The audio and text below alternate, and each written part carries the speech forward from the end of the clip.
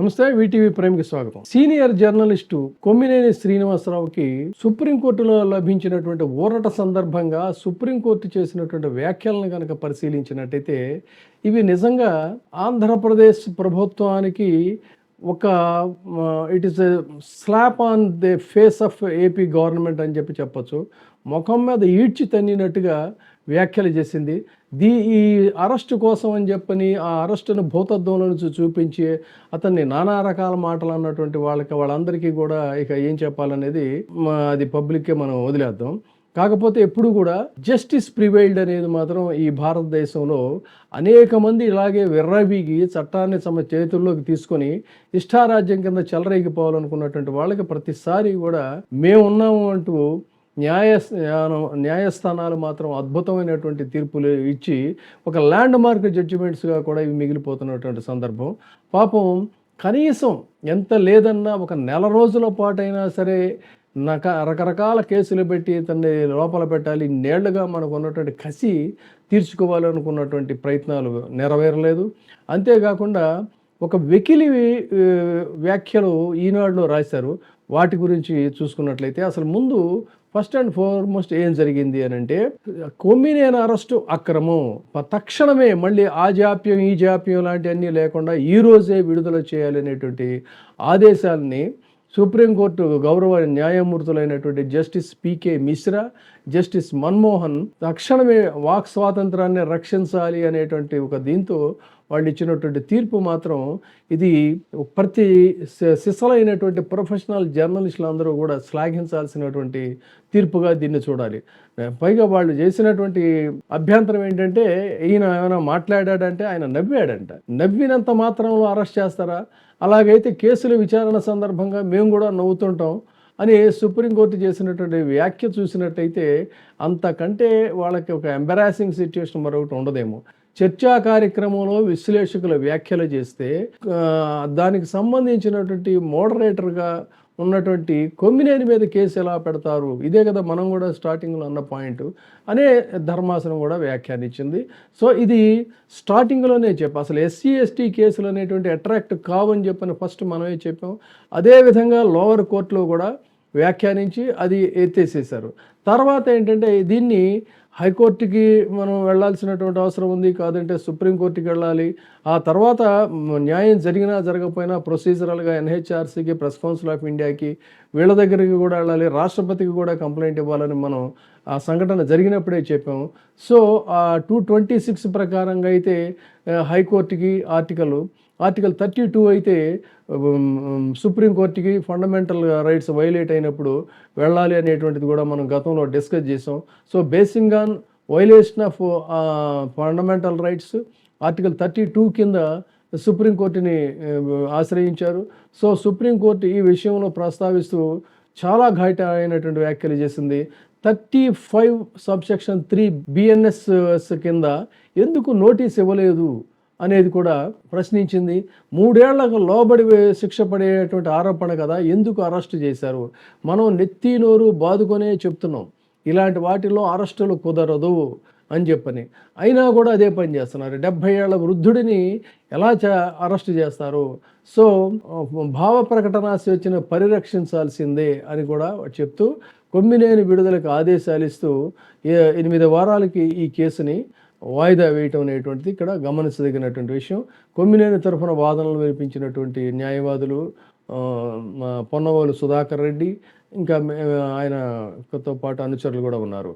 అయితే అసలు మనం ఆ రోజే చెప్పాం ఏమని, ఫండమెంటల్ రైట్స్, భారత రాజ్యాంగం మనకి ఇచ్చినటువంటి హక్కు ఏంటంటే భావ ప్రకటన స్వేచ్ఛ హక్కు, దీన్ని వైలేట్ చేశారు. మీడియాకు ఉన్నటువంటి రక్షణ ఏంటి అన్నట్లయితేనే ఆర్టికల్ 19 సబ్సెక్షన్ 1 సబ్సెక్షన్ A అనేటువంటిది ఇది ఒక మూల హక్కు ఏ మీడియాకైనా సరే. సో భారత రాజ్యాంగంలో ఉన్న ఆర్టికల్ 19(1)A ప్రకారంగా స్వేచ్ఛగా మాట్లాడే అభిప్రాయాన్ని ప్రకటించే హక్కు అందరికీ ఉంటుంది. ఇందులో మీడియా స్వేచ్ఛ కూడా ఇందులో ఒక అంతర్భాగం. దీన్ని ఎవరు కూడా కాదనలేరు, కాల రాయలేరు. ఈ హక్కుని పరిరక్షించాల్సినటువంటి బాధ్యత సాక్షాత్తు రాష్ట్ర ప్రభుత్వం మీదే ఉంది. అలాంటి రాష్ట్ర ప్రభుత్వమే ఈ రక్షణ హక్కుని ఉల్లంఘించినప్పుడు ఏం చేస్తాం మనం? సహజంగానే న్యాయస్థానాలను ఆశ్రయిస్తాం. న్యాయస్థానాల్లో మనకి ఖచ్చితంగా పాజిటివ్ ఇది వస్తుంది. ఎందుకని? సుప్రీంకోర్టు మార్గదర్శక సూత్రాలకు సంబంధించి ఇలాంటి సంఘటనలు జరిగినప్పుడు కొన్ని చరిత్రాత్మకమైనటువంటి తీర్పులు ఉన్నాయి కూడా అనేది కూడా మనం ఈ సందర్భంగా అంతకుముందు వీడియోలోనే ప్రస్తావించాం. Romesh Thapar versus State of Madras 1950 media స్వేచ్ఛను అడ్డుకోవటం అంటే ప్రజాస్వామ్యాన్ని అణిచివేయటం అనేటువంటిది ఈ కేసులో స్పష్టం చేసింది. తర్వాత Sakal papers versus Union of India 1962 దీంట్లో కూడా ప్రభుత్వ హస్తం మీడియా స్వాతంత్రాన్ని దెబ్బతినేలా ఉంది అంటే అది రాజ్యాంగ విరుద్ధమే, రాజ్యాంగ ఉల్లంఘన మాత్రమే అని చెప్పింది.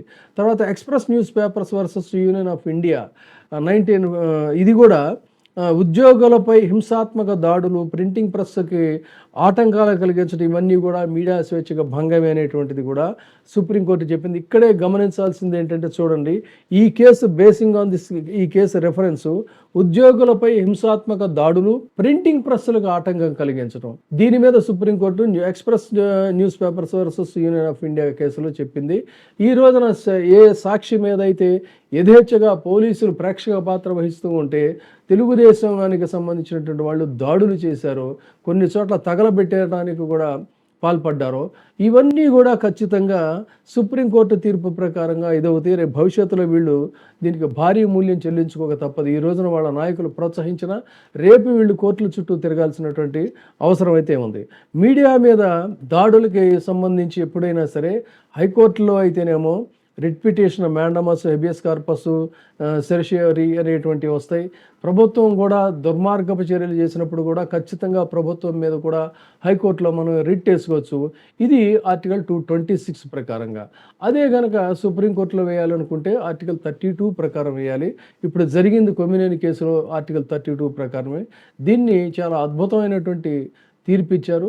భవిష్యత్తులో ఇది చెప్పాలి అన్నట్లయితే ఏ అత్యుత్సాహాన్ని అయితే ప్రదర్శించి ఇందులో ఇంకొక పాయింట్ కూడా కోర్టు వారు అన్నది ఏంటంటే అసలు పొరుగు రాష్ట్రానికి ఏ విధంగా మీరు తీసుకెళ్లారు? ఒక రాష్ట్రం నుంచి ఒక వృద్ధుణ్ణి 70 సంవత్సరాల పైబడినటువంటి వ్యక్తిని ఇక్కడ ట్రాన్సిట్ పర్మిషన్ కూడా లేకుండా ఏ విధంగా తీసుకెళ్లారు అని ప్రశ్నించడం కూడా ఆ రోజు కూడా మనం అదే మాట్లాడాం. తర్వాత ఇంకొకటి వెకిలి చేష్టలతో, వెకిలి రాతలతో తమేదో పెద్ద మేధావులని అనుకునేటువంటి ఈనాడు ఏం రాసిందంటే ఇతను సీనియర్ జర్నలిస్ట్ అంట, ఎవరో కొమ్మినేని. అతను అడుగుతాడు, నాకేమి నోటీసులు ఇవ్వలేదే అని చెప్పని అంటాడు, అరెస్ట్ చేయడానికి వస్తని వాళ్ళ వెకిలితనాన్ని ప్రదర్శించారు. మరి ఇదే వెకిలితనాన్ని మీరు సుప్రీంకోర్టు వారిని కూడా ఈ వెకిలితనంతో ప్రశ్నిస్తారా? ఎందుకంటే సుప్రీంకోర్టు ఈ కేసులో మాట్లాడింది ఏంటంటే ఆ రోజు ఏదైతే చెప్పారో 35 సబ్సెక్షన్ 3 BNSS కింద ఎందుకు నోటీస్ ఇవ్వలేదు అని స్పష్టంగా కోర్టు వారు అన్నారు. దాన్ని అతనికి ఏదో తెలివి తక్కువ వాడని, అతనికి ఏం తెలియదని, వీళ్ళకి అన్నీ తెలుసు అన్నట్టు రాశారు. మరి ఈరోజు దీనికి ఏం సమాధానం చెప్తారో చూడాలి. కాబట్టి తెగబడినటువంటి రాతలు, వెకిలి రాతలు, చెలరేగిపోయే రాతలు, మనకేమి అడ్డు అదుపు లేదనుకునేటువంటి చేస్తే ఖచ్చితంగా ప్రతి దానికి కూడా భవిష్యత్తులో భారీ మూల్యం చెల్లించుకోవాలి. ఏ సీనియర్ జర్నలిస్ట్ కొమ్మినేని శ్రీనివాస్ని అసలు వీడు ఒక జర్నలిస్టా అది ఇదని కూడా నోటికి వచ్చినట్లు మాట్లాడారు. ఈ రోజున అతను జర్నలిస్టా కాదా అనేటువంటి దాన్ని చాలా స్పష్టంగా సుప్రీంకోర్టు వారు చెప్పకనే చెప్పారు. ఇదైతే మాత్రం ఖచ్చితంగా పత్రికా లోకంలో వాక్ స్వాతంత్రాన్ని ఎవడైనా సరే కట్టడి చేయాలనుకుంటే వాళ్ళకి ఇది ఒక చెంపపెట్టు లాంటి తీర్పుగా మనం దీన్ని భావించాలి. ఈ సందర్భంగా సుప్రీంకోర్టుని అయితే మరొకసారి మనం అభినందిస్తాం. Thank you. చూస్తూనే ఉండండి వీటి. ఇప్పుడే సబ్స్క్రైబ్ చేయండి, లైక్ చేయండి, షేర్ చేయండి. VTV ప్రైమ్, నీ ఉత్తమాభిరుచుల సమ్మేళనం.